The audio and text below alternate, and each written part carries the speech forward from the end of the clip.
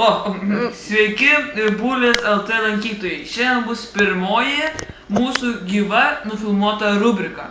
Taigi klausykitės. Šiandien girdėsite tokias naujienas apie rusų kalbą, kūno kultūrą, matematiką bei lietuvių. Tai pradėkime nuo rusų. Šiandien pirmoji grupė susipažino savo naująją rusų kalbos mokytoją Puzinovą. Na, kadangi jūs ją vis tiek visi pažįstate, tai iš tikrųjų tokia keista laika, rėksnė, rėkia ant visko, nieks jos vis tiek neklauso. Nu, bet man atrodo, biškai rusų kalbą moka, nes tai vis dėlto yra jos gimtoji kalba.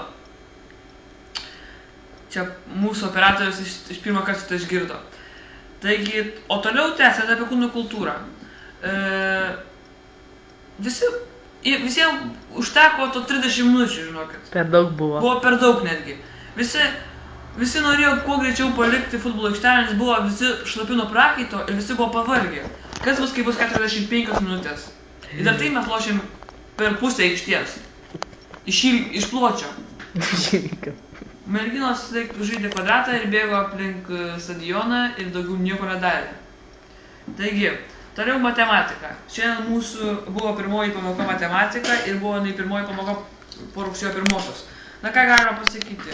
Masatinė yra nepasikeitų žmogus, tikras baronas ir to nieko nepakeisi. Bet dėl to gera mokytoja. Kuo gražesnė mokytoja, to yra geriau. Nežinau, kokia jūsų nuomonė. Geriau vis tiek išmokau. Bet lietuvių kalba. Jis laiką buvo tokia prie kelio, viskas buvo ant bairio ir kaip ten sakė pati Valentinė, reikės atsinešti visokiausių nesąmonių į savo aplankalus. Nuotraukas, tėvų nuotraukas, paso numerį, asmens kodą ir taip toliau. Taigi, tikriausiai rubrikoje ir baigsim.